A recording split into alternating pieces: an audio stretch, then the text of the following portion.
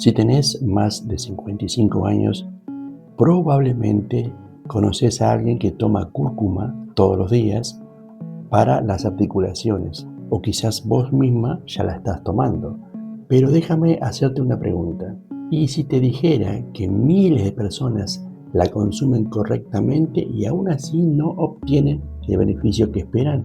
No porque la cúrcuma no funcione, sino porque nadie les explicó un detalle que cambia absolutamente todo. Hoy no vamos a hablar de marketing, vamos a hacer una auditoría científica. Al final de este video vas a aprender 3 cosas importantísimas. ¿Cuándo la evidencia realmente respalda? ¿Cuándo probablemente estás gastando dinero sin necesidad? ¿Y quiénes deberían tener mucho cuidado antes de tomarla? Empecemos. Primero, la buena noticia. La cúrcuma contiene un grupo de compuestos llamados curcuminoides. El más importante se llama curcumina. Es justamente esa molécula a la que los investigadores estudian desde hace décadas. ¿Y por qué? Porque ayuda a regular procesos relacionados con la inflamación del organismo.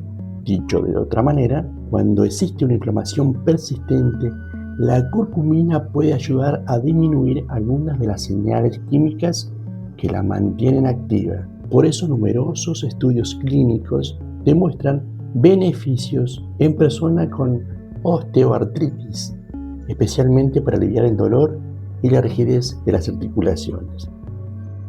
Luz verde. La ciencia sí respalda que estratos estandarizados de curcumina pueden ser una herramienta útil dentro de un tratamiento integral. Pero acá aparece el primer gran problema. La mayoría de las personas nunca llega a aprovechar esa curcumina.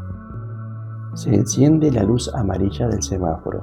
Acá está el motivo por el cual muchas personas dicen: la cúrcuma a mí no me hizo nada. Y muchas veces tienen razón.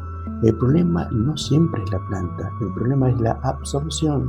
La curcumina entra al organismo, pero el hígado la transforma y la elimina muy rápido. Es como llenar un balde que tiene un agujero en el fondo. Por eso la industria desarrolló distintas formas para mejorar esa absorción.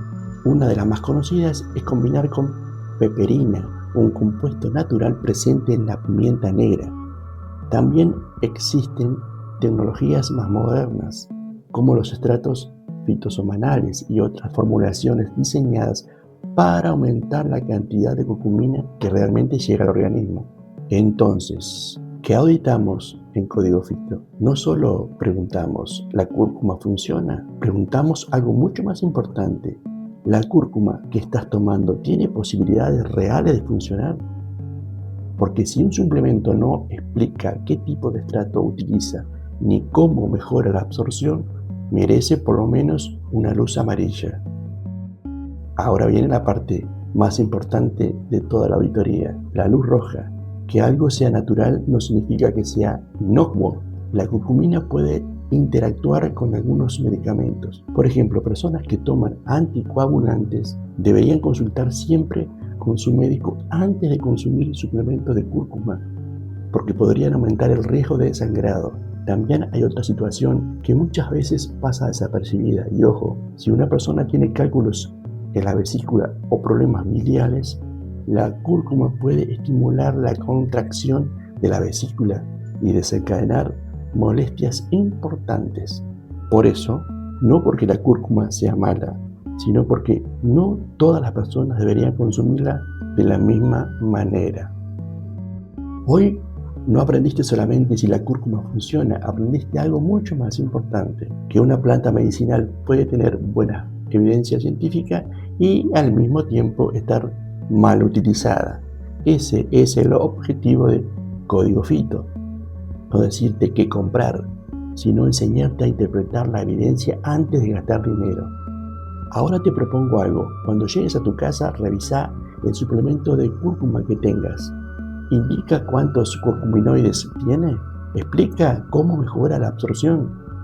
Contámelo en los comentarios y lo auditamos juntos. Porque en Código Fito no creemos en promesas, creemos en evidencia. Nos vemos en la próxima auditoría.